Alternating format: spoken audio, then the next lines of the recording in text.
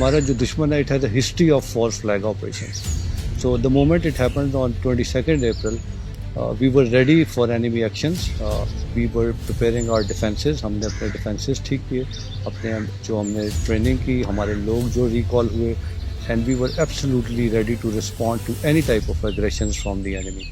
वो उसमें पाक फौज थी, जो हमारी सिविल इंतजामिया थी, वो एक बहुत अच्छा कोऑर्डिनेशन भी मौजूद था और उस जंग का जो माहौल इंडिया ने बनाया उसके लिए हम तैयार थे.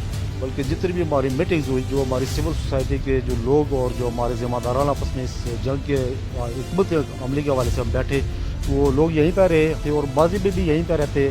जब जब ज़रूरत होती है वो फ़ौज के साथ रहते हैं, फ़ौज उनके साथ होती है और लोग अपने इन घरों को आबाद रहते हैं. लोगों में ये जज्बात जो हैं गम के या खौफ व हरास के, ये सेकेंडरी हो गए थे. लोग उस वक्त कुछ भी करने के लिए तैयार थे, अपने कौम की इज़्ज़त को डिफेंड करने के लिए, कौम की सॉवरेनिटी को डिफेंड करने के लिए. पूरी फैमिली शहीद हुई है. इसमें मेरी वालदा है, मेरी बेटी, मेरी वाइफ इस वतन की खातर जान कुर्बान की है और इंशाल्लाह ये जंग हम जीते हैं.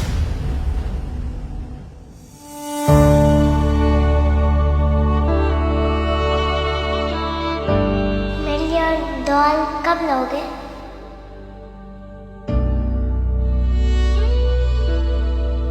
माशाल्लाह, बहुत खुश लग रहे हो तुम सब. बेटा बहुत प्यारी तस्वीर है, इसे संभाल के रखना.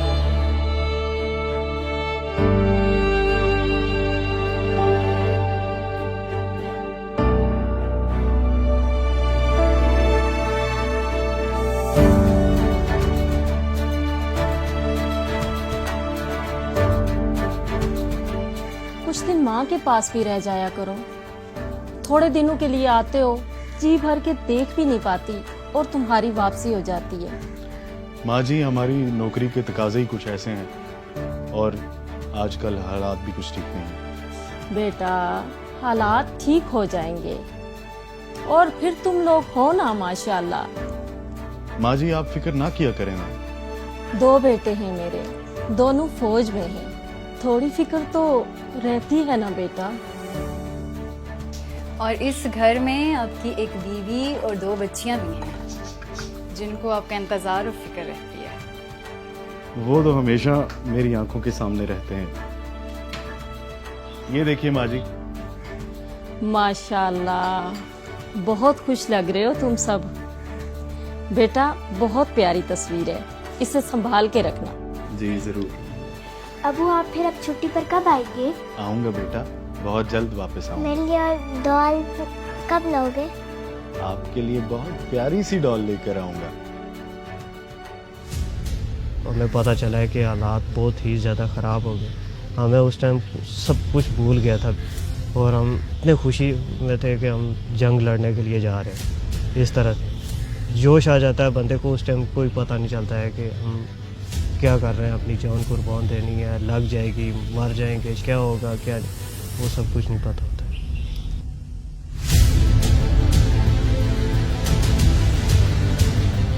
तो नाइट 6/7 में जो LOC के क्रॉस हमारे सेक्टर में targeted civilians in their houses and by 0430 hour response went in. हमने दुश्मन की पोस्टों के ऊपर पनिशमेंट फायर किया.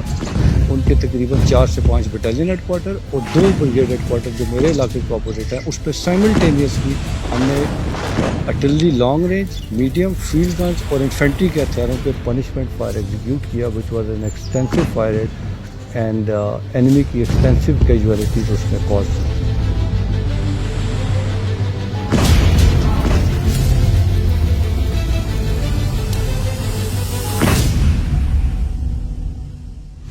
ये अगर आप देखें तो ये सामने आपको जितना एरिया ये टॉप नज़र आ रहा है, ये इंडियन पोस्टें हैं, इंडियन चेक पोस्टें हैं और यहाँ से ये सारी फायरिंग आती है और ये सारी फायरिंग आबादी पे आती है.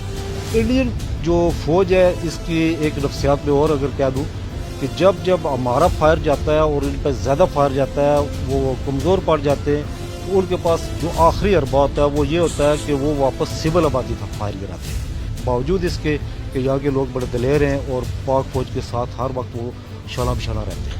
हम कई दिनों से जाग रहे थे और हमें कोई नींद का एहसास नहीं था. और फिर जब इंडिया ने हमारे शहरों को टारगेट किया मिसाइल से, कोटली शहर, तो तो उस वक्त हमारा जोश जज्बा और जो हमारी ज़िम्मेदारियों का एहसास था वो बहुत बढ़ गया था, और हमारी कोऑर्डिनेशन आर्मी के साथ बहुत ज़्यादा और बहुत मिसाली थी। और अल्हम्दुलिल्लाह उसी की वजह से हम अपने लोगों को महफूज करने में कामयाब हुए, और जो लोग हमारे ज़ख्मी हुए उनको रेस्क्यू करने में आर्मी ने हमारी मदद की, और उनको उनकी जान बचाने में जो हमारे दिग्गज अदारे थे वो राब्ते में थे, व्हाट्सएप ग्रुप थे, उसके अंदर हमारी जो इलेक्ट्रिसिटी है ये बाहर रही, नेट की सहूलतें बाहर रही, इससे हमारी कैजुअल्टीज़ कम हुई, लोगों को एक दूसरे का जो कम्युनिकेशन था वो बहाल था। जो शहरी आबादियाँ थी या जो थोड़े से सेफ़र एरियाज़ थे, उन लोगों ने बढ़ चढ़कर उन लोगों को सपोर्ट किया, उनकी ट्रांसपोर्टेशन से लेके उनके लिए टेम्पररी शेल्टर्स के अरेंजमेंट, उनके लिए फ़ूड और नॉन फूड आइटम्स जो हैं वो प्रोवाइड करना, और उनके लिए हेल्थ केयर की फैसिलिटीज़। ये कम्युनिटीज़ ने अपने ओन पे एक बड़ा एक्स्ट्राऑर्डिनरी सा जज्बा डेमोन्स्ट्रेट किया।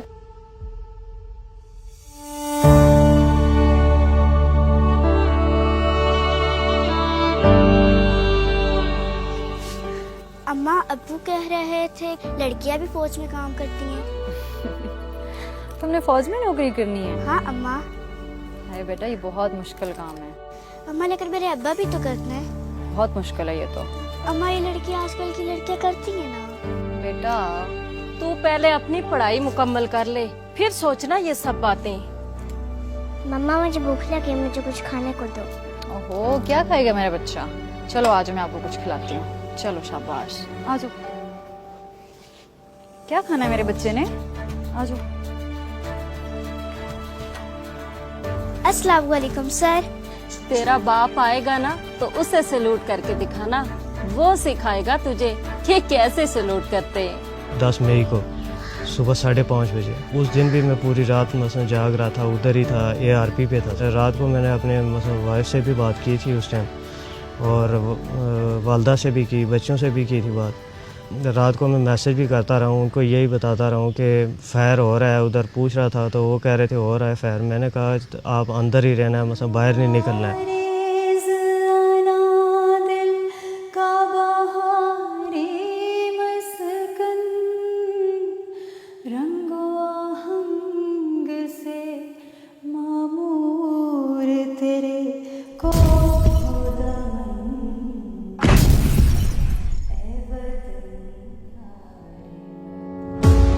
मैंने वाइफ का नंबर लगाया तो वो बंद जा रहा था नंबर। जब मैंने सिस्टर को कॉल की है, वाजिद भाई की कॉल आई, अभी मैं रास्ते में ही थी, उस टाइम फायर बहुत हो रहा था। मैंने कहा भाई गोले मकान के ऊपर गोला लगा, क्या पता कोई है अंदर के नहीं है। वो रो रही थी और कह रहे भाई आप अकेले रह गए हैं, आपकी वालदा, वाइफ और छोटी बेटी ये शहीद हो गए। ये जगह है जो गोला लगा है, और इधर मेरी वालदा, मेरी वाइफ और बेटी थी। वाला साहब ने आके इधर से डेड बॉडियाँ उठाई हैं और इधर अंदर रखी हैं, और इधर मेरी भतीजी थी जो जख्मी थी। मिट्टी मिट्टी हो गया था, कुछ समझ नहीं आ रही थी। दरवाजे से बाहर अभी निकली नहीं थी तो दरवाजे पे गिर गई। तो जब मैंने देखा अपनी टांगों की तरफ समझ नहीं चली, तो जब खून निकल रहा था मेरी टांगों पर, मैंने अपनी चादर खुद उतारी और अपनी टांगें भी बांधी ली। उधर से अपना आप घसीट के दूसरे दरवाजे तक पहुंची हूँ, उधर से पानी भी पिया है खुद डाल के।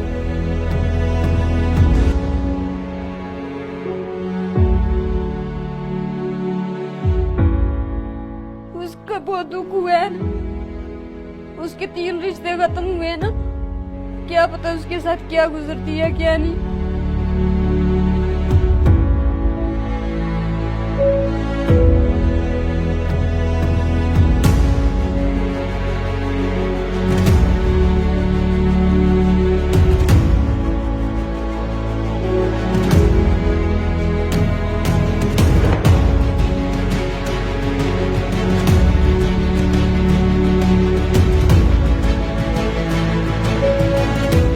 खुश होकर बाहर बैठे थे, हम छपे नहीं अंदर, सामने होती थी। हम डरने वाले नहीं हैं, कोई बात परवाह नहीं है। जो शहीद होने से वो हो गए, हम भी हो जाए परवाह नहीं है, बस खौफ नहीं है। दुख हुआ है, बहुत ज़्यादा बड़ा दुख हुआ है। लेकिन इंडिया के साथ अगर कहते हैं कि अभी भी अगर मतलब वो होता है ना कि लड़ाई होती है या कोई, तो मैं आगे पहले नंबर पे हूँ।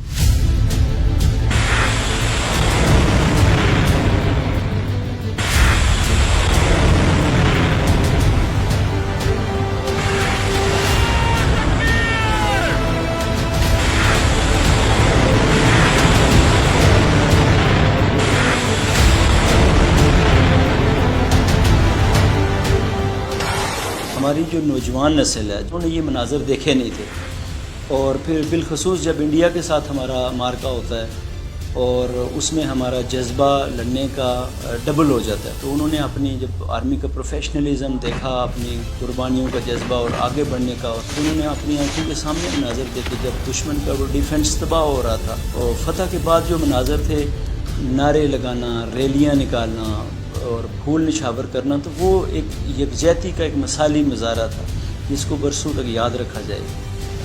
तो जहाँ जहाँ हमारे पाक फौज के नौजवान निकलते थे, तो मनु के हिसाब से तो यहाँ हजीरा शहर में उनके ऊपर गुलाब के फूल और पत्तियाँ निछावर की गई, और बुनियानुल मरसूस की कामयाबी के तकरीबन 1 माह बाद तक भी हम यहाँ पर रैलियाँ निकलती थी। स्कूल के बच्चे वो वॉलंटरीली आते थे फूल लेके, और वो हमारे जितने भी आर्मी के मराकज़ हैं उनके ऊपर। फिर हमारे हौसले, हमारे स्पिरिट्स को देखें तो वो बहुत स्ट्रॉन्ग है, उसको फ्यूल करता है हमारा फेथ, हमारा जो जज्बा शहादत है वो उसको फ्यूल करता है। तो उसमें हम फिर जब कौमी सालमियत पे बात आएगी या इज़्ज़त पे बात आएगी तो हमारी आवाम पीछे हटने वाली नहीं है। तो रेजिलियंस वो लफ्ज़ है जो इस कौम को डिफाइन करता है, और इस पर मज़ीद तक़वियत मिली है हमें इस जंग के बाद।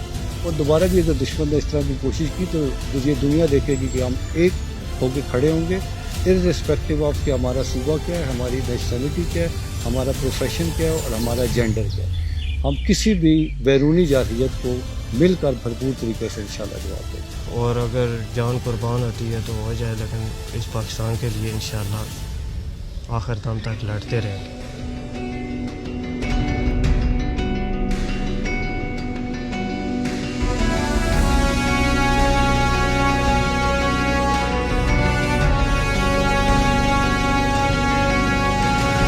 ये जो